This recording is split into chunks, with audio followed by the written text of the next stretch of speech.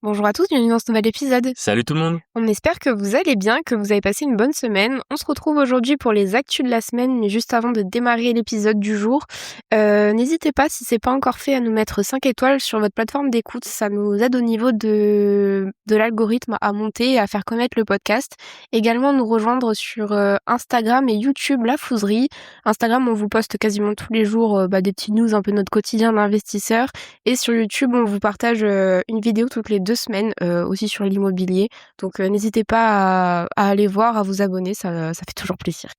Et pour ceux que ça intéresse, on a toujours des places de disponibles pour notre accompagnement. Donc si vous souhaitez démarrer dans l'immobilier ou tout simplement vous avez déjà fait une ou deux OP et que vous voulez accélérer avec nous, on a toujours des places de dispo. Donc n'hésitez pas, je vous ai mis en bio, en description de cet épisode, le lien du Calendly pour réserver un call directement avec moi. Donc n'hésitez pas à y aller et on en reparlera un peu plus tard dans l'épisode. Mais franchement, c'est une excellente période à la fois pour trouver des biens rentables et également pour avoir des crédits. Vous verrez tout ça tout à l'heure. Je vous donnerai quelques chiffres de réussite investisseur qu'on a eu là ce dernier mois. Ça a été vraiment un mois de juin incroyable. J'avoue. Bon, ça fait quand même un petit moment qu'on s'est pas parlé ici, au niveau des actus, quasiment un mois. J'avoue que par rapport à une certaine période, et Dieu merci, les péripéties d'un point de vue de notre parc IMO se calment. Alors il y a toujours l'hôtel, pour ceux qui savent, où voilà, on met le casque et on attend que ça passe. Mais sinon, d'une manière générale, là, ça commence à rouler. On a quasiment fini le problème sur la façade. On a un taux de remplissage qui est pas mal. Là, en ce moment, on gère Quasi à surtout, 100%, ouais. En fait, on gère surtout un peu le turnover. D'ailleurs, on va en parler un petit peu de comment est-ce qu'on fait pour maximiser du coup sa vacance, justement diminuer sa vacance locative. Et je vais vous donner un peu ce que moi je fais pour que en fait j'en ai le moins possible, parce que c'est là où on perd le plus d'argent forcément. Et c'est vrai que là je touche du bois, mais il y a rien de trop, pas de trop grosses dingueries qui nous sont arrivées là ces derniers temps. Donc on est content. Donc c'est vrai que ça fait un peu moins d'actu à raconter sur le podcast, mais si jamais il y en a qui sont nouveaux, n'hésitez pas à remonter les quelques épisodes, vous allez voir que ça a été folklore pendant 3 ans. Donc voilà. On voulait parler un peu de la clim, parce que je sais pas pour vous, mais nous, il fait très chaud à Montpellier. Et on sent quand même que c'est un sujet qui touche la France. Et on est un peu, pas abasourdi, mais c'est vrai qu'on entend quand même pas mal de bêtises sur la sur la canicule, le fait d'utiliser la clim ou quoi. Et on voulait un peu débunker ça. Bah ouais, complètement, parce qu'en fait, en plus, c'est un sujet qui paraît tellement bête. C'est-à-dire que là, en ce moment, pourquoi est-ce qu'on en parle? C'est que ça m'arrive jamais de ne pas ouvrir les réseaux sociaux et de pas avoir au moins un sujet, une publication qui parle de la climatisation. Et je me dis, c'est quand même fou que le sujet le plus important en France en 2026, quand vraiment on regarde un peu toutes les vrais sujets importants qui devraient animer le débat, ça tourne autour de est-ce qu'on climatise ou pas. Alors vous avez les pro-clim qui sont là en mode on comprend pas pourquoi on a toujours pas la clim alors qu'on paye 60% d'impôts, et ceux qui vous disent ah ben non, on va surtout pas mettre la clim parce que sinon en 2050 il fera 80 degrés sur Terre, tu vois. Donc c'est vrai que c'est assez hallucinant. Et en vrai, on se rend compte aussi que les gens s'intéressent jamais à ce genre de sujet. Et c'est vrai que nous, c'est une question où, justement, d'un point de vue un peu de l'investissement locatif, est-ce qu'on climatise ou pas les appartements qu'on rénove, ces questions-là. En vrai, c'est des questions que nous, on s'est déjà posées. On en a, je pense, quasiment jamais parlé sur le podcast. Mais en vrai, de base, c'est un sujet qui est pas très intéressant. C'est simple, hein, la clim, la seule fois de l'année où on en parle, c'est quand il fait chaud, quand il y a la canicule. Sinon, le reste de l'année, tout le monde s'en fout, tu vois. Et c'est vrai que pour le coup, nous, on n'installe pas forcément des clims dans les appartements qu'on rénove, déjà pour plusieurs raisons. Déjà parce que on a beaucoup d'immeubles qui vont être dans des centres historiques où c'est compliqué de pouvoir mettre des groupes externes à l'extérieur. Vous allez vous frotter aux architectes des bâtiments de France, et en vrai, encore une fois, ça remonte sur le débat de en vrai, si les règles et les normes étaient plus simples, en fait, peut-être qu'on aurait plus envie de climatiser. Il y a aussi une question d'entretien. Une climatisation, ça s'entretient quand même pas mal, et le locataire, s'il n'entretient pas sa clim, en fait, elle va juste être de moins en moins performante et avoir une durée de vie qui est raccourcie. Mais sur le sujet de majorité, sur le sujet général de est-ce qu'il faut climatiser ou pas quand il fait chaud, moi je trouve ça incroyable que ce soit un sujet d'actu. Mais parce que il y a un peu toute cette doxa sur le réchauffement climatique, etc. En fait, j'ai l'impression que les gens préfèrent vraiment être inconfortables parce que il y a nous qui sommes en bonne santé, on est jeunes, etc. Mais t'as plein de gens, enfin tu leur fous 40 degrés en permanence, en fait ils cannent au bout d'un moment. Bah ouais.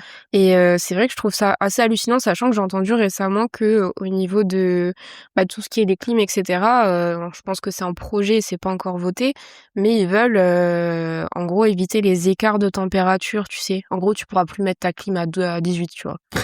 Et du coup, je suis là, c'est quand même un peu hallucinant. Et il y a tous les zététiciens de France et de Navarre. Je vois pas, parce que ce matin, j'ai vu une vidéo d'un locataire qui quittait Paris pour se mettre à Meudon. Meudon, c'est dans le 92, je crois. C'est dans le sud de Paris, mais c'est hors Paris. Et il expliquait qu'en fait, pour lui, la solution, ça serait que son appart soit entièrement isolé pour que, en gros, il puisse rester et qu'il fasse frais à l'intérieur de son appart. Et j'étais là, non, pas du tout. Ouais. Enfin, l'isolation, vas-y, peut-être expliquer un peu, mais en fait, Bah ouais. c'est pas du tout une mesure pour avoir un intérieur frais, en fait. C'est ça, parce que forcément, ça remet sur le débat de la table un sujet qui est extrêmement tendance en France en 2026, qui est le réchauffement climatique, tu vois. Encore une fois, forcément que c'est un sujet important. Bien sûr que oui, la Terre se réchauffe, bien sûr que oui, il y a trop d'émissions de gaz à effet de serre, mais le problème, c'est toujours pareil, c'est que même si les Français, du jour au lendemain, ont décidé de ne plus émettre aucune émission de CO2, ça ne changerait Ouais. strictement rien à horizon 2100, parce que c'est un problème qui est planétaire et que les plus gros pollueurs sont absolument pas des pays comme la France. Je dis pas que les émissions de la France sont à zéro, mais bon, On est des très bons élèves, apparemment. bah ouais, on a 1%, 2% si t'ajoutes un peu, entre guillemets, l'énergie qu'on consomme parce qu'on importe là-dessus. Donc forcément, à côté des États-Unis, de la Chine, de l'Inde, de l'Indonésie, du Pakistan, de pays qui sont beaucoup plus peuplés que nous, bah naturellement, ça fait quand même une différence énorme. Et le truc, c'est que je trouve qu'il y a quand même un discours en France où presque, tu sais, c'est le côté un peu, j'ai plus le terme, mais tu sais, version biblique, c'est-à-dire qu'en gros, presque les Français devraient souffrir parce qu'après tout, s'il fait chaud, c'est la faute de l'être humain. Donc l'être humain doit accepter son sort et vivre dans une France où il fait chaud, tu vois. Et en plus, t'as des associations qui sont faites pour essayer un peu de trigger le cerveau des gens, où on va leur dire, bah oui, mais en fait, aujourd'hui, t'as chaud, si tu mets la clim, bah en fait, encore une fois, t'auras certes moins chaud à l'instant T, mais il fera encore plus chaud horizon 2050, alors que, très sincèrement, les gars, que vous mettiez ou pas la clim en 2026, ça changera vraiment pas grand-chose à horizon 2050, sachant qu'en plus, du coup, ça associe forcément la clim, qui est une solution, à le pire, tu sais, genre forcément, ça va aggraver les choses. Alors qu'encore une fois, la clim, qu'est-ce qui est polluant dans la clim ? Le premier truc qui est polluant dans la clim, c'est le gaz. C'est-à-dire une clim qui est mal entretenue, une clim où il va y avoir le gaz qui fuit. D'ailleurs, faut quand même noter. Qu'est-ce qu'il y a ? C'est quoi qu'on met dedans ? C'est de l'azote ou un truc comme ça, non ? Alors, les nouvelles, maintenant, c'est de l'azote qui est un gaz qui est non polluant. Ouais. Mais avant, tu mettais des gaz, alors j'ai pas le nom parce que c'est des termes de gaz industriels, tu vois, mais qui étaient des gaz à effet de serre assez important, sachant que toujours pareil, pour ceux vraiment qui s'intéressent au sujet, les gaz à effet de serre, ils ont pas tous la même durée de vie. C'est-à-dire que le problème du CO2, c'est qu'en fait, ça met des centaines d'années à sortir de l'atmosphère. Alors que par exemple, vous prenez le méthane, en soit si du jour au lendemain on arrêtait d'émettre du méthane, en 4 ans, il y aurait quasiment plus de méthane dans l'atmosphère, tu vois. Donc en plus, les gaz de clim, je sais pas, j'avoue que j'ai pas étudié leur demi-vie, je sais pas combien de temps ils restent dans l'atmosphère, mais bon, si ça se trouve, c'est peut-être même pas aussi grave qu'on le pense. Dans tous les cas, les nouvelles clims ont des gaz qui sont de moins en moins polluants et qui ont beaucoup moins d'effet de serre si jamais il venait à s'échapper du circuit frigorifique de votre clim. Et d'ailleurs, personne n'a intérêt à avoir sa clim qui fuit parce que sinon, elle marche plus, tout simplement. Sachant qu'en plus, encore une fois, la clim, elle consomme d'abord de l'électricité qui en France est pour une grosse partie fait par un mix énergétique à base de nucléaire, principalement d'hydraulique en second et d'énergie de sources intermittentes telles que l'éolien, le solaire et à la marge des centrales au gaz, surtout en France qu'on a heureusement plus de centrales à charbon, mais qui vont émettre à la marge un petit peu de gaz à effet de serre, sachant qu'encore une fois, c'est ne pas comprendre comment fonctionne un flux électrique, tu vois. C'est-à-dire que le moment où en France on consomme le plus d'électricité, c'est en hiver quand il faut chauffer. Donc c'est-à-dire que tu peux consommer autant d'élec que tu veux en été sur la clim, tu n'arrives qu'à 50% de ton pic max créé par le chauffage en hiver. Donc quoi qu'il arrive, même si la clim ça consomme un peu plus d'élec, on est large. Donc en fait, je comprends pas quel est le sujet de climatiser ou pas, sachant que je suis encore effaré aujourd'hui de voir des bâtiments publics tels des gares, des aéroports, des écoles, des hôpitaux qui sont créés sans qu'il y ait de climatisation. Ouais. Que ce soit pour les gens qui les utilisent, pour les gens qui y travaillent, je ne comprends pas. Sachant qu'en plus, quelle est l'image internationale ? Enfin, je veux dire, tous les pays chauds... Les Américains, ils pètent les plombs quand ils viennent chez nous parce qu'en fait, fait, il y a jamais la Mais il y a clim. pas que les Américains. On est allé en Espagne il y a 2 semaines, il y a la clim partout. Ouais, j'avoue. Enfin, je veux dire, et puis tu vas même dans des pays plus chauds. La réalité, c'est que tu vas même dans un pays du Golfe ou dans un pays qui va être tropical. Si c'est pas climatisé, c'est parce qu'ils ont pas les moyens de le faire. S'ils ont les moyens de climatiser, ils climatisent, tu vois. En fait, au bout d'un moment, l'être humain est à peu près le même partout sur Terre. Au-dessus de 26 degrés, il a chaud. Quand tu commences à arriver à 38 degrés, si en plus il y a de l'humidité, t'es pas bien, tu vois. Donc je comprends pas qu'il y ait ce débat-là, sachant qu'en plus en France, ils rajoutent le truc avec la grande mode du DPE sur l'isolation. En mode, si vous avez chaud dans vos logements, c'est parce qu'ils sont pas isolés. Et encore une fois, c'est pas comprendre le principe de l'isolation. Le principe de l'isolation, c'est de garder les calories de chaleur à l'intérieur.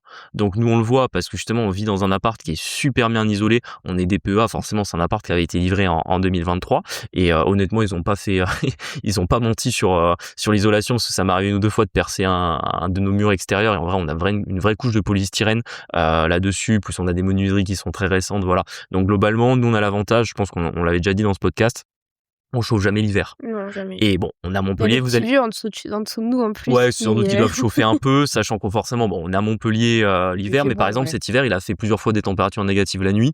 On n'a pas mis le chauffage. Mmh. Au plus froid, on a dû avoir du 18-19 degrés, ce qui Mmh. franchement est vraiment correct dans un appartement l'hiver. Mais par contre l'été, qu'est-ce qui se passe pour notre appart qui est très bien isolé? Quand il commence à faire très chaud les premiers jours, bah naturellement, on garde un peu la fraîcheur parce que voilà, la chaleur ne peut pas totalement pénétrer. Par contre, une fois qu'elle a fini par pénétrer, parce qu'il faut bien Ouais, c'est imaginer que vous pouvez pas garder la température fraîche de l'hiver, vous n'allez pas la garder pendant 3 mois d'été. Au bout d'un moment, quand le chaud rentre, il ne sort plus. Et la réalité, c'est que on a beau aérer comme on veut, ouvrir toutes les fenêtres la nuit, globalement, il va faire 29 degrés dans notre appart si on met pas la clim, quoi. ouais, c'est un peu Et ça. 29 degrés, bah nous perso, on travaille plus chez nous.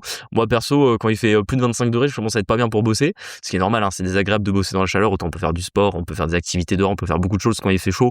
Forcément, on vit dans le sud, donc on tolère quand même relativement bien le chaud, mais pour travailler, c'est juste pas possible. Là, la preuve, on est en train d'enregistrer ce podcast, j'ai mis la clim, parce que sinon, au bout de 15 minutes, je commence à avoir très chaud, je commence à transpirer à grosses gouttes, et vous allez sentir que quand Marie elle intervient dans le podcast, quand elle me rend la parole, je mets un peu plus de temps à trouver ce que j'allais exprimer. Donc vraiment voilà, il y a vraiment un mélange où on vous met à la fois la figure, la consommation de la clim, les problèmes d'isolation des logements, les problèmes de pollution, soi-disant des gaz qui seraient issus des clims, et en fait on vous met tout ça à la figure pour vous dire en gros vous êtes qu'un sale pollueur égoïste si vous voulez mettre la clim chez vous. Et en fait ce qu'on se rend compte c'est qu'en plus ce discours-là tend à justement empêcher le truc logique qui devrait aller dans un monde où il fait de plus en plus chaud chaque été, c'est-à-dire que l'intégralité du pays devrait être climatisé, quoi. Ouais, c'est Et c'est vrai que bah nous on s'en rend compte, c'est que par exemple en plus ayant l'habitude en vivant à Montpellier qui fasse quand même relativement chaud l'été, c'est évident que par exemple quand il fait plus de 35 degrés, on va pas aller dans un restaurant s'il y a pas la clim, quoi. Parce que bah bah, personne n'a envie de c'est manger quand il fait intégré. 35 degrés humide, quoi. Donc en fait je ne comprends même pas qu'on ait un débat là-dessus, et encore une fois comme tu disais sur le fait que c'était des débats de diététiciens, c'est qu'en fait ils vont te lancer ils vont te mélanger des choses qui sont différentes sans mettre un peu d'ordre dans ces idées-là et sans apporter de la nuance. C'est-à-dire que oui, bah forcément une vieille clim qui fuit, bah naturellement c'est mauvais pour la planète, comme c'était le cas par exemple nous quand on était petits à l'école primaire, tu te souviens le trou dans la couche d'ozone, parce qu'il y avait les bombes de déo, tu te souviens à l'époque Ah oui, les gaz qu'il y avait dans les aérosols détruisaient la couche d'ozone qui protégeait la Terre des rayons du soleil. D'ailleurs, il y avait même des films catastrophes où la Terre se retrouvait avec un trou dans la couche d'ozone, et du coup vous aviez les rayons UV ultra nocifs qui brûlaient les gens. Enfin, je me souviens avoir vu un film comme ça quand j'étais plus jeune. Enfin bref, vous voyez un peu le truc. Bizarre, le trou dans la couche d'ozone, plus personne n'en parle. Il y a genre quelques années, j'avais lu un article scientifique qui disait ouais qu'il n'était pas totalement réparé, mais ça allait quand même mieux, tu vois. mieux, Bizarre. Ouais. Donc en fait, c'est toujours le truc, c'est qu'en fait, on va vous essayer de vous trigger avec des choses qui sont soi-disant hyper graves, alors que bien évidemment que c'est un sujet. Mais en fait, je vois pas en quoi le fait de pas climatiser le logement va empêcher les super tankers chinois d'émettre des tonnes et des tonnes de rejets de CO2 chaque jour. En fait, c'est un peu ça, c'est que en fait, c'est pas à l'échelle de la France qu'on fait une différence, ça serait plutôt à l'échelle du monde. Et après, bon, ça c'est un peu mon avis, mais en fait, on est trop nombreux sur Terre. C'est ça qui crée le réchauffement climatique, en fait. Donc, trop nombreux en utilisant full l'énergie fossile. c'est Mais pour encore ça, une ouais. fois, si la France était le plus gros pollueur du monde, je te dirais Non, ok, c'est vas-y. États-Unis, Chine, je pense, en vrai. La réalité, c'est que oui, c'est-à-dire que déjà dans son mix énergétique, la France est un bien meilleur élève que tous les autres. Alors du coup, je suis des fois en train de me demander pourquoi est-ce qu'en fait on doit se flageller alors que le reste du monde en a rien à foutre, quoi. Tu penses qu'on devrait installer des clims à nos locataires ou pas? d'une manière générale. Parce qu'après, moi, c'était moins compliqué. Parce que tu te rappelles, nous, on avait un appartement juste avant celui-là. Et c'est vrai que l'été, c'était quand même une fournaise. Ouais. On était à 40 Ouais. degrés et c'était la même température Ouais. que l'extérieur. En plus, on était plein nord, je crois, ou je sais plus. Ouais, on était orienté nord. Nord, et en fait, vraiment, c'était intenable l'été. Je me rappelle, on avait le chat, il en pouvait plus, on devait l'humidifier tout le temps parce qu'elle avait trop chaud. Et j'avoue que la clim, ça aurait fait plaisir, mais d'un autre côté, je comprends que le propriétaire, ils veulent pas investir, tu vois. En fait, c'est toujours pareil, c'est que là encore une fois, l'isolation, c'est un appartement qui était bien isolé parce qu'il était récent, c'est un appartement de 2016. Globalement, ça va l'hiver, on n'avait pas spécialement froid. Par contre, l'été, une fois que la chaleur était rentrée, elle ressortait plus. À l'inverse de notre premier appart quand on était étudiant, qui était une résidence des années 80, qui était pas spécialement bien isolé, où il faisait froid l'hiver. Pour le coup, en été, on n'avait pas très chaud parce que globalement, comme c'était mal isolé, la nuit, en fait, la chaleur ressortait de l'appartement. On vivait les fenêtres ouvertes et c'était tout à fait tenable. Les étés étaient tout à fait tenables sans clim. Et c'est vrai que là, pour le coup, entre guillemets, si les contraintes étaient moins importantes là-dessus, franchement, moi, je suis pas contre de climatiser les logements. C'est toujours un plus à la location. Voire vous pouvez louer un peu plus cher parce que c'est climatisé. Ça coûte pas hyper cher, on va dire. Une clim sur un T2 ou un studio, vous allez être à 2000 balles, tu vois. Il te pénalise au niveau du DPE si tu mets ta clim ou pas? Parce que je me rappelle, ici, on avait d'abord fait les DPE et ensuite rajouté la clim. Oui, mais parce que en fait non, le DPE n'avait même pas été fait. Ah ouais, ok. Parce que l'appartement est neuf, donc en fait il répond à la norme de construction, donc t'as pas besoin de faire ton DPE vu que t'as déjà toutes les infos dessus. Mais effectivement, nous on est DPEA, tu vois, mais sauf qu'on n'avait pas la clim. La clim en soi, je crois que par exemple pour les très bons DPE, ça va forcément les réduire un petit peu parce qu'ils vont prendre en calcul ce que tu vas consommer l'été pour rafraîchir ton logement, ce qui d'ailleurs je ne comprends même pas que ça puisse être à un moment donné pénalisant sur ton DPE. Par contre, la réalité, c'est pour ça qu'on préconise souvent pour améliorer les passoires thermiques, c'est que le petit malus que tu as en mettant tout simplement une pompe à chaleur réversible qui fait que du coup clim l'été est largement compensé sur par exemple un DPEG. Vous allez supprimer la chaudière au fioul, les radiateurs électriques. Donc en soi, par rapport à ne pas mettre de clim dans un appartement qui serait DPEA, vous allez dégrader un petit peu votre note. Par contre, sur un bien qui est DPEG, parce qu'il n'est pas du tout isolé, parce que le système de chauffage est totalement à revoir, là, si vous posez une clim, vous allez quand même largement améliorer la note. Par contre, ce que je vois venir gros comme une maison, c'est que avec leurs histoires de parce qu'il y a les fameuses passoires thermiques. Donc là, on vous a rentré dans la tête que maintenant, quand vous investissiez dans des appartements, s'ils étaient mal isolés, vous étiez des mauvais propriétaires parce que vous aviez des passoires thermiques et que ça coûtait cher à vos pauvres locataires l'hiver, etc. Sachant que c'est des critères, encore une fois. Bon, le DPE, moi, sur le principe, j'ai pas de problème avec, mais la réalité, c'est que dans les faits, vous avez vraiment des anomalies concrètes. C'est-à-dire que si vous avez un ballon d'eau chaude partagé entre 4 apparts, vous allez prendre la consommation du ballon d'eau chaude total pour chaque appart où vous allez faire le DPE. Enfin bon bref, c'est que un exemple des nombreuses choses incohérentes qu'il y a dans le calcul du DPE, et même les diagnostiqueurs eux-mêmes vous le disent, et ceux qui sont passionnés de thermodynamique vous disent aussi que ce truc est plus que perfectible. Et à l'inverse, maintenant ils ont inventé le terme de bouilloire thermique, pardon, c'est-à-dire que votre appart thermique, pardon. C'est-à-dire que votre appartement en gros il fait bouillir vos locataires, et presque je vois venir dans les années qui viennent, vous allez vous retrouver avec des locataires qui vont se plaindre auprès des mairies, les mairies qui vont vous mettre des avis comme quoi vos appartements sont trop chauds l'été, que vous devez faire quelque chose. Et encore une fois, c'est toujours pareil, c'est que le propriétaire en soi, faut arrêter de le voir comme quelqu'un de malveillant qui ne veut pas faire les travaux. C'est juste que, est-ce que quelqu'un s'est déjà rendu compte de l'enfer que c'est de faire des travaux, que ce soit en copropriété, dans un centre historique, ou comme on disait tout à l'heure, poser des clims, en soi on n'a rien contre. C'est juste que, vu la source d'emmerde que c'est à chaque fois, naturellement vous ne le faites pas. Ouais, ça aussi, je rajoute une anecdote, bon, c'était pas prévu, mais ça me fait penser. Effectivement, en plus, j'ai l'impression que les mairies, il y a de plus en plus, pas de moyens pour vous faire chier, mais un petit peu. À l'hôtel, là, j'ai une locataire qui, sans prévenir ni rien, a fait venir la mairie, du coup. Et il y a des nouveaux dispositifs qui s'appellent DDT. Alors, je vous avoue, je sais pas trop à quoi ça correspond. Et en fait, ils font une liste de tout ce qu'ils considèrent ne pas être bon dans le logement. Encore une fois, c'est pour ceux qui avaient suivi sur l'arrêté d'insalubrité qu'on avait eu sur notre appart, enfin sur un appart. C'est un peu de la même rengaine, c'est-à-dire que vous avez un cow-boy de mairie qui débarque Et là, il relève tout ce qui va pas de son point de vue, enfin, sachant que nous, il y avait beaucoup de choses où c'était la locataire qui avait mal entretenu, etc. Et qu'est-ce que ça a fait? Ça a fait que du coup, ils nous ont fait sauter sa partie d'APL. Donc on les a jamais reçus, hein. D'habitude, elle paye le loyer entièrement, mais du coup, ces APL ont été suspendus et vous devez vous plier du coup à ce que la locataire a demandé à la mairie de relever. Et en fait, c'est juste ultra pénalisant. Et du coup, avec l'espèce de bouilloire thermique, il suffit que le locataire vienne avec un cow-boy de mairie. Et en fait, à mon avis, c'est fini. Et je pense qu'en fait, il y a de plus en plus de trucs comme ça qui vont se faire. Et France, quoi. C'est un peu chiant. J'avoue que pour ça, il faut faire assez gaffe. Et voilà, c'était juste la petite anecdote. Ça m'avait fait penser que... Ouais. Qui viennent là-dessus. Non, mais franchement, pour moi, pour conclure sur le sujet de la clim, je ne comprends pas que on vous mélange le fait que, entre guillemets, oui, si rien n'est fait sur la consommation d'énergie fossile, la Terre va continuer à se réchauffer, et sur le fait que si vous installez des clims, vous contribuez à ça, alors que, en réalité, dans les faits, ouais, c'est les très gros peu, tu vois. requins, hein. C'est les gros C'est les requins. mêmes qui vont vous dire, oui, c'est bien, rouler en voiture électrique, et quand vous êtes en voiture électrique, ils vont vous dire, non, votre voiture électrique, quand elle a été fabriquée, elle a coûté des émissions de CO2, tu vois. Ouais, c'est pour À la ça. fin des fins, bon, mais concrètement, qu'est-ce que je fais? Je retourne Tu prends vivre ton dans une vélo, en grotte, fait. je me déplace à cheval, je mange des racines, je fais pousser dans mon jardin, je sais pas, au bout d'un moment, tu te poses la question, quoi.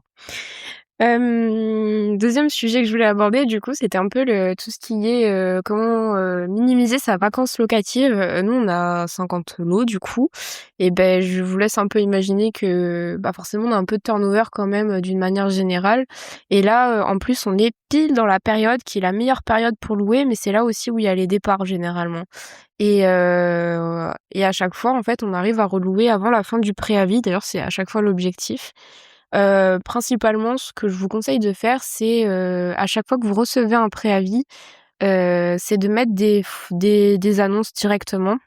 Nous, on utilise tout le temps Le Bon Coin, c'est le plus simple. Et on trouve aussi c'est celui qui a le plus grosse visibilité. En tout cas, nous, on trouve toujours nos locataires par Le Bon Coin. Et de vous rendre directement, de prendre rendez-vous avec votre locataire actuel pour faire un prêt d'état des lieux. Et en fait, déjà noter tout ce déjà reprendre des jolies photos et lui noter aussi tout ce qui serait bien qu'il corrige d'ici l'état des lieux. Comme ça, ça vous évite de devoir faire des travaux entre le moment où il part Et de lui retenir sa caution au et c'est passage. ça. Et généralement, l'idéal, c'est du coup de faire l'état des lieux de sortie le même jour que l'état des lieux d'entrée. Et ça, j'avoue que avant, j'étais un peu en mode j'ai reçu un préavis, je vais voir pour mettre les annonces. Une semaine plus tard, c'était toujours pas fait. Et en fait, ça permet quand même de maximiser vos chances de lead qualifié, quoi. Et je sais pas si t'as d'autres astuces sur ça. Si, j'allais dire, Marie procrastinait beaucoup Ouais, franchement, ce genre de j'avoue. tâches, et c'est vrai que J'aime pas ça en globalement, fait, ouais, mais il y a pas de secret sur la relocation d'un bien, faut être ultra réactif. C'est-à-dire que la réalité, c'est que si justement vous voulez ne pas avoir de vacances locatives, et c'est pour ça que nous, quand on parle de cash flow, on n'intègre jamais de vacances locatives parce qu'on en a très peu sur notre parc. Et quand je dis très peu, c'est en général, ça se compte en quelques jours, hein, sur un bien. Ou par exemple, là, on a eu un mois de vacances sur un de nos immeubles de bureau, on n'avait pas eu un mois de vacances depuis l'acquisition. oui. Qui était il y a 5 ans. Oui. Donc entre guillemets, vraiment, c'est parce qu'on est très réactif là-dessus, parce que plus en plus vous évoluez dans vos environnements d'investissement, plus vous vous rendez compte que le bouche à oreille, c'est parfois très utile aussi pour louer des biens, que ce soit des appartements, des bureaux. Tu veux en parler un petit peu? Alors, on l'a vu sur le locatif, enfin sur le Commercial. le bien d'habitation, on en a quelques-uns qui nous ont reproposé des amis à eux, des trucs comme ça. Mais par exemple sur tout ce qui est pro, alors locaux commerciaux, ça arrive pas parce qu'ils sont bloqués de toute façon en bail. Mais les bureaux pro, il se peut qu'on ait du turnover de temps en temps. Et souvent, vu que c'est des gens qui veulent, qui veulent qu'on arrête le bail le plus tôt possible, etc., pour aussi maximiser les frais, c'est des gens qui sont censés qui n'hésitez pas à leur demander. Souvent, ils connaissent des gens que ça pourrait intéresser. Et des fois, j'ai même pas besoin de poster l'annonce. Et ça, c'est royal. Ça, c'est royal. Et d'ailleurs, ça répond aussi parce qu'en ce moment, on a beaucoup de haters sur Instagram qui nous reprochent d'être des mauvais multipropriétaires qui abusons de nos pauvres locataires qui, en leur faisant payer des loyers exorbitants. Vous vous rendez bien compte que si on a sur des appartements des locataires qui nous recommandent leurs amis quand ils s'en vont, c'est que visiblement, ils étaient pas si mal dans les appartements, quoi. C'est ça. Et souvent, ça se passe bien quand même, hein, d'une manière générale. Ça se passe bien. Et du coup, n'hésitez pas souvent à demander à votre locataire s'il n'a pas quelqu'un que ça pourrait intéresser. Et souvent, Oui. c'est le cas, hein. Oui. souvent c'est le cas et en plus vous leur dites: «Ouais, si je retrouve avant la fin de votre préavis, si ça vous va, on écourte votre préavis comme ça Et comme ça, tout le monde est content. voilà». Et ça c'est je pense que c'est vraiment les 3 trucs qui font qu'on a peu de vacances locatives sur notre parc. Tu veux que je parle un petit peu du marché? Ouais, un petit peu, ouais. OK, Pour finir parce qu'on a déjà 25 minutes. en ce moment, franchement, on a eu des giga victoires avec les investisseurs qu'on accompagne. Là, sur les mois de mai et juin, ça a vraiment été impressionnant à quel point les négociations ont bien marché, que ce soit avec les vendeurs ou avec les banques. Et là, On quand a t'es eu acheteur, c'est bien là, hein. Ah Tu ouais, te en ce fais moment, des vraiment, tu quand te tu es fais acheteur, des franchement, j'écoutais encore un podcast la dernière fois avec un gérant de SCPI mmh. qui expliquait justement que le marché immobilier en France en 2026, il est beaucoup moins bon que ce qu'ils attendaient. Il était légèrement reparti en 2025, mais là, le premier semestre 2026, c'est pas bon. Nous, on le voit parce que naturellement, les biens qui sont à la vente, les négociations sont vraiment très faciles parce que c'est normal, vous avez des vendeurs qui veulent vendre, qui ont eu très peu de visites en plusieurs mois, qui ont des fois des biens qui sont plus longtemps à la vente. Et c'est souvent ce que je dis, c'est que à une époque, un bien qui était à la vente depuis longtemps, c'était un peu un red flag. Ça veut dire que globalement, beaucoup de gens l'avaient visité, personne ne l'avait acheté. Là, en ce moment, vous pouvez avoir des bons biens qui sont à la vente depuis longtemps, qui ont juste pas été visités Et juste parce qu'il n'y a pas d'acheteurs. Et naturellement, quand vous allez aller visiter, vous êtes le seul visiteur du bien. L'agent immobilier, il est super content parce que c'est un bien qu'il a en portefeuille parfois depuis longtemps. Il arrive pas à avoir des leads pour son vendeur, donc des fois c'est sa propre crédibilité qui est un petit peu en jeu, même s'il y a le marché et que des fois il a un peu de mal à lui expliquer. Et de l'autre côté, quand vous allez faire une offre, même si vous êtes agressif, même si vous apportez beaucoup d'arguments négatifs sur le bien en disant voilà pourquoi je négocie, etc., ça va être en général plus facile qu'à d'autres périodes. Et je suis pas étonné de voir des négos de 10, 15, 20% sur des biens qui étaient déjà rentables. Honnêtement, il n'y avait pas de gros red flags, ou en tout cas, c'était des travaux qui étaient vraiment faciles à faire. Et de l'autre côté, sur les banques, en ce moment, j'ai commencé à avoir un début de discours sur la Banque centrale européenne a un petit peu augmenté ses taux, les taux les taux d'emprunt bancaire vont un petit peu augmenter, les banques vont être moins friands de l'investissement immobilier. J'ai commencé à voir ça ici et là sur des articles, sur des contenus sur les réseaux sociaux.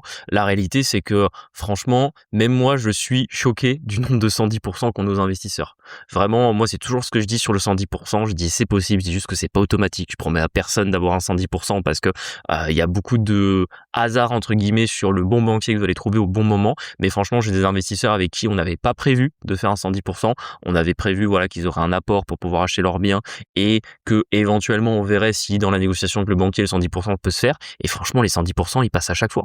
Et en plus sur des taux, là encore ce matin, on a eu la bonne nouvelle d'un investisseur qui a eu une réponse positive à l'acquisition d'un immeuble de 410 000 € financé à 110%. ça, c'est énorme. Donc gros immeuble, gros montant, 110%. Franchement, tous les voyants sont au vert dans les banques et d'ailleurs son taux d'emprunt est à 3,15, tu vois. Donc même moi j'ai vu les taux augmenter. J'ai commencé par exemple à avoir des investisseurs où leur notaire a dit non, la condition suspensive d'obtention de prêt, on met pas 3,50 comme taux maximum, on met 4 parce que les taux augmentent. La réalité non, c'est qu'il aurait pas eu 3,15 si les taux augmentaient quoi.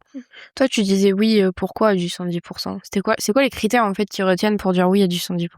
Alors moi pour le coup je faisais jamais de 110%. Oui, bon, d'accord. J'étais sûre que t'allais dire ça. Parce que c'est juste parce que c'était des dossiers chiants. En soi, la banque dans laquelle je travaillais, moi j'étais banquier d'affaires au Crédit Agricole, on faisait des 110% pour des clients. J'avais beaucoup de collègues qui faisaient du 110%. Moi, j'en faisais juste pas parce que les dossiers étaient un petit peu plus chiants à monter et comme j'aimais pas ça, les dossiers de crédit, c'était mes règles en fait. Mmh. Et ça allait très bien la clientèle avec laquelle je travaillais. De toute façon, vous avez Après, des sous, j'avais ouais. pas honnêtement l'investisseur immobilier rentable qui achète à 10% de renta. J'étais pas son banquier. J'en ai jamais vu. Le mieux que j'ai vu, c'était un 9% de renta, tu vois. Mmh. Donc honnêtement, moi je faisais jamais de 110%, mes clients n'avaient pas besoin et moi je leur expliquais que c'était pas comme ça que je travaillais et mes collègues qui le faisaient, c'est toujours un petit peu plus chiant à financer et moi j'étais dans la rentabilité de mon temps et des dossiers que je faisais et c'est pour ça que j'en faisais pas. Mais globalement, les investisseurs qui vont aller avec un banquier, qui vont demander un 110%, c'est toujours la même recette, c'est-à-dire que c'est un bien qui est peu risqué, c'est-à-dire des travaux qui sont pas trop importants, des locataires en général qui sont déjà en place au moins pour une partie qui sécurise l'opération, une épargne. Même si à ce moment-là, ça devient une épargne de précaution et plus vraiment un apport sur le bien, le banquier prend quand même en compte le fait qu'il y ait une épargne derrière et surtout des revenus. Donc que ce soit d'être en CDI, d'être fonctionnaire, d'être profession libérale avec des revenus depuis quelques années, etc. Des choses qui vont suffisamment rassurer le banquier. Et le dernier point le plus important, la démarche, le fait tout simplement de venir avec des contreparties, de dire qu'on vient chercher une relation d'affaires, une relation de travail avec lui et qui va tout simplement le rassurer, le mettre à l'aise pour qu'il soit prêt à faire cet effort-là parce que c'est toujours pareil, c'est un effort fort pour la banque de faire un 110% et il faut savoir comment l'amener. Ça, j'avoue, c'est un peu le nerf de la guerre, c'est d'arriver, il y en a plein qui le captent pas, mais d'arriver avec un dossier prêt, clair et concis qui permet au banquier, de lui faciliter le travail. Vous aurez toujours plus facilement un oui qu'un non parce que, là, il a moins d'arguments du coup pour vous dire non et faut penser un petit peu, on l'a déjà dit sur ce podcast, mais faut penser au banquier. Il a ses objectifs commerciaux à faire et voilà, être force de proposition et cetera, faut qu'il quand il vous voit, il se dit: «Ouais, j'ai envie de bosser avec ce mec-là», tu vois? C'est ça. Je noterai quand même un dernier point sur le 110% parce que ça, je fais beaucoup de pédagogie dessus et c'est vrai que des fois, c'est mal compris. Mais c'est que globalement, si on me propose un 110%, moi, je dirais toujours oui parce que l'idée, c'est que quand vous êtes investisseur immobilier, vous voulez toujours garder votre cash le plus longtemps possible parce qu'entre guillemets, un 110%, pour moi, je le vois comme une opération gratuite. C'est-à-dire, c'est une opération pour laquelle vous n'aurez pas besoin d'apport parce que à long terme, c'est toujours l'apport qui va vous bloquer pour enchaîner les opérations. À partir de là, ce qu'il faut bien comprendre, c'est que quand vous faites un projet à 110%, à 10, 11% de renta, tu vois, là, tout à l'heure, je prenais l'exemple d'un investisseur qui avait acheté un immeuble à 410 000 avec un taux à 3,15. Globalement, il n'aura pas un cash flow qui sera gigantesque, même s'il investit à 11% de renta, parce qu'aussi, il est en 110%. Le 110%, forcément, vous empruntez 10% de plus sur l'opération, ça augmente votre mensualité de 100, 200, 300 euros par mois, ça va dépendre combien vous avez quel est le montant total de l'OP. Mais il faut bien comprendre que quand vous faites un 110%, naturellement, le cash flow va pas être le plus sexy possible, mais c'est pas ça que vous venez chercher aussi. C'est-à-dire que à partir du moment où vous faites un 110%, c'est un enrichissement gratuit. C'est-à-dire que c'est quelque chose qui est anormal Ouais. en finance et en économie. Vous allez vous enrichir tous les mois avec un bien que vous aurez mis 0 € sur la table. Ouais et c'est surtout que, l'argent que tu aurais pu mettre dans celui-là, tu peux Tu le mettras dans un le remettre suivant dans un suivant, ouais. et c'est pour ça que c'est toujours ce que je dis, c'est que sur un financement à 110%, forcément votre cash flow sera plus bas que si vous aviez fait l'apport des frais de notaire, mais à la fin des fins, le cash flow, c'est un objectif et nous, on a pu quitter nos CDI avec Marie parce qu'on avait du cash flow sur nos OP. Mais ce qu'il faut bien comprendre, c'est que la première chose qui est importante dans l'immobilier, c'est d'emprunter à un taux de rendement élevé supérieur à 10% avec le moins d'apport possible. Mmh. Et naturellement, le 110%, c'est une carte intéressante quand on peut l'avoir, mais ça fera aussi un petit peu moins de cash flow sur cette OP-là. Mais quoi qu'il arrive, 110%, vous pourrez pas le faire. On a Alexandra et Arthur, un dédicaceuse, écoute ce podcast que j'avais interviewé il y a quelques semaines, qui ont eu 310% de suite. Mais voilà, c'est des anomalies. Le 110%, vous l'aurez sur la première, peut-être sur la deuxième OP si vous avez un peu de chance. Et globalement, après, vous apporterez vos 10% sur chaque OP. Et naturellement, votre cash flow, à même taux de renta, votre cash flow sera un peu plus haut sur l'OP que vous aurez financé à 100% que sur l'OP que vous aurez financé à 110. Mmh. C'était ma dernière petite parenthèse là-dessus.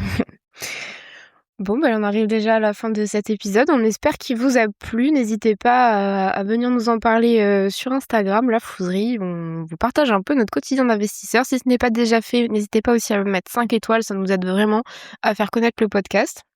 Et on se retrouve la semaine prochaine pour un nouvel épisode. À bientôt. Ciao.